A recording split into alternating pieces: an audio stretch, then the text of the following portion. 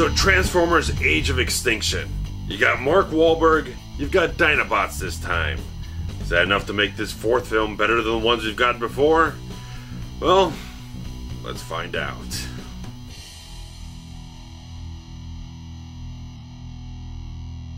"5 years after the Battle of Chicago, humanity picks up the pieces while all Transformers are hunted down by a shadowy group in an attempt to control the direction of history. Meanwhile, Texas inventor Chad Yeager discovers the battle-damaged Optimus Prime, repairing him back to functional health, but also getting his family turned into fugitives by helping the Autobots. However, when new mechanical enemies, both alien and man-made, close in upon Optimus Prime and his warriors, far more desperate measures and alliances must be chosen to ensure the protection of the Autobots and humanity." So, of course, being a child of the 80s, I really did grow up with the Transformers. I had a whole bunch of toys, still got a couple of them today. I watched the whole cartoon series, I got it on DVD. The original movie from '86, I absolutely loved. That's the one thing that just really maintained my Transformers fandom for a long time. And the Michael Bay films came around, and you know what, I'm going to admit, okay, they're not the greatest films ever. They're not even the best films Michael Bay's ever made. But there is some entertainment value to gain from them, and I know there's a lot of people out there that have really kind of gone right off the deep end, probably very justifiably so, because there's a lot of stupid, bad shit in these films that just, like, it's the lowest common denominator of entertainment, and a lot of moments and whatnot. But even watching the third film again is like, there's stupid shit in the film. There's stupid stuff that goes on. There's stupid comedy. There's just like stuff that just does make me groan. But there's a certain level of entertainment value. I still get it because Michael Bay is still the best at action spectacle. He might not have anything else going on, but action spectacle, be able to ramp up a certain amount of epic drama and everything.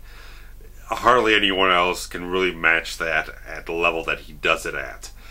And this fourth film isn't the best thing. It feels like similar to the fourth Pirates of the Caribbean film. That it seems like they're trying to. It kind of finished the big meaty arc of the franchise, and they're trying to do something that's a little kind of feels like an afterthought or whatnot. The fourth film, the one thing, if I had put one thing to really kind of just sum it up in one word, it would be hollow. You might not find that a new attribute to attribute to these films, but my feeling was that it does a lot of the same things. It's the same template, story structure, and everything that I've gone through in the other three films, but there just seemed to be a lack of epic drama in this film that, like I said, Michael Bay's great at that type of thing, but it just seemed like there was just something missing here that just didn't amp it up to the right levels and felt like it just putting that much more effort into it. And Mark Wahlberg is a good actor. He's a very good actor. He does what he can, but there's not really all that good material that he's given here. It's not better written than anything that anyone else has gotten in this franchise up to this point.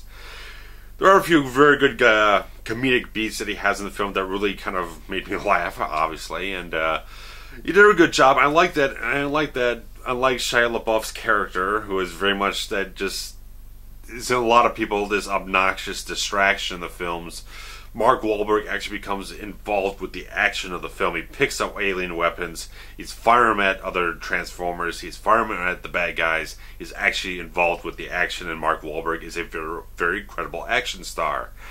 And there are a couple other people in the film that I thought did very good jobs, like Kelsey Grammer can play a fucking heavy like no one's business, man. If anyone saw the TV series Boss, you already know he's capable of that completely, but here he also sells it again. He could be that very heavy, villainous type of character, and he does it superbly. I just wish he would get that opportunity in a much stronger film. But I thought Stanley Tucci kind of started out a little kind of uncertain. He started out very much typical Michael Bay Transformers, eccentric, pretentious type of character. But they kind of surprised me as the thing went on, that they kind of gave him a bit of depth, a little bit of a turn in his character later on, a little bit of a conscience and morality to him. And whereas some other actors have kind of gone into the real irritating, obnoxious route with the type of material he's given, Stanley Tucci's a talented enough actor to really kind of make some of these very cliched moments in these Transformers films really work to his benefit. That he just has, just because he's Stanley Tucci and he's very talented and he's a very good comedic actor as well as a dramatic actor, that he really makes these beats and moments work to the delight of myself anyway. There's a couple of characters that do get great on your nerves, but they're not. You're not given a deluge of them in the film. They're a lot more pulled back. The eccentric, long comedy bits or whatnot are a lot more restrained in this film. There's not mainly because you don't have Shia LaBeouf's character shrieking out and doing all this sporadic, nervous type of shit throughout the whole film. So that element is removed. And Mark Wahlberg's character has a bit of a father-daughter relationship in the film. This family dynamic thing about not letting her date and all this kind of overly protective father stuff, which ran thin real fucking quick with me because it was just hammering away the same note over and over and over again. And just cut it out. I don't need this. It's a long enough movie as it is. I don't need you to keep hammering the same dead nail in my head all over again. But Mark Wahlberg, like I said, does a very good job. A lot of the actors do a fairly decent job. But getting back to the bit of the hollow thing in the films, that the action sequences in these films have always been very exceptional on the Michael Bay level. But they didn't excite me that much in this film, and I figured it out partway through the films that so many of these action sequences are the heroes running away from every single villain in the film, and that does not make for excitement. That makes for...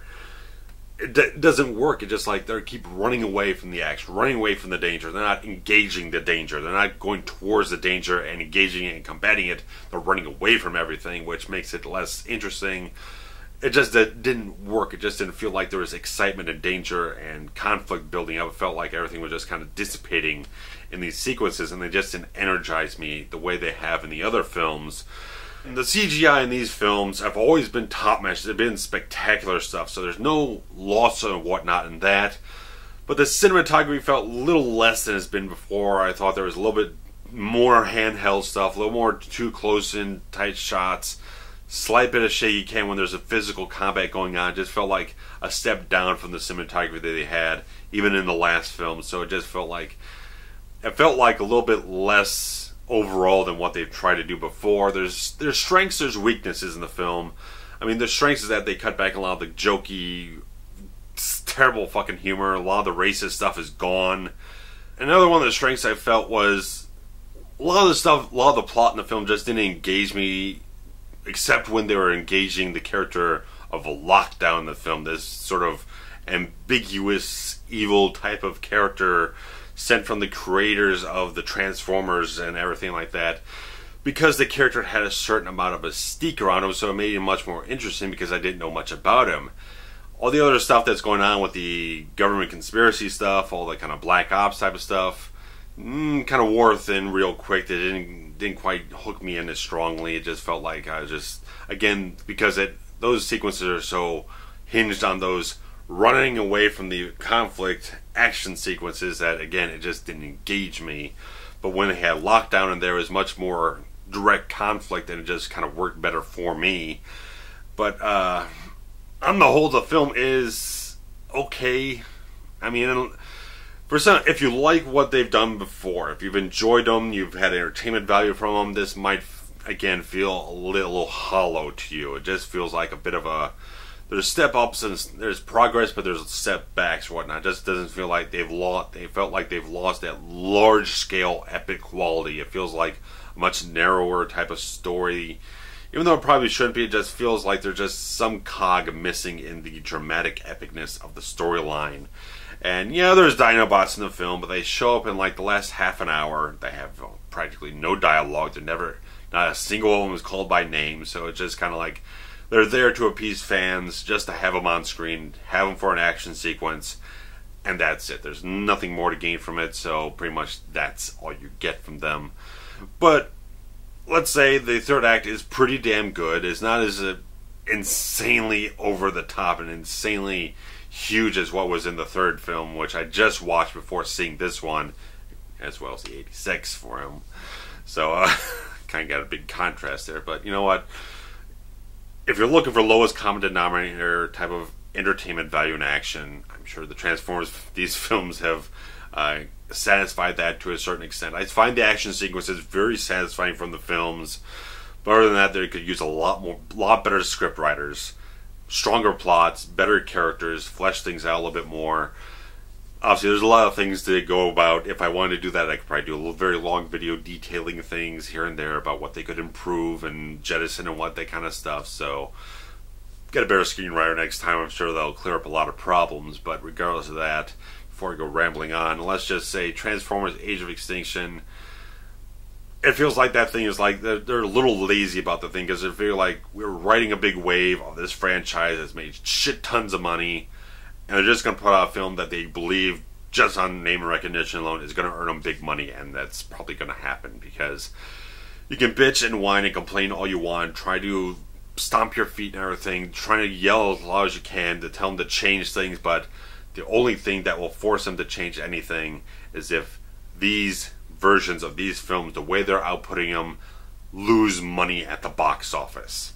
As long as they keep doing the same things and they keep getting big profits, they're not going to change the damn thing, because, hey, this formula works, people are eating it up, no reason to change anything. So, if you're intent on making a statement, and you want things to change for the better, say it with your wallets. If you want to go ahead and see the film and think that might enjoy it, but the thing's over 2 hours and 40 minutes long, and let me tell you, my knees were not doing me any favors when I was trying to walk out of that theater. It's a long sit. Just on that regard alone, you gotta be ready to sit there for over 2.5+ hours.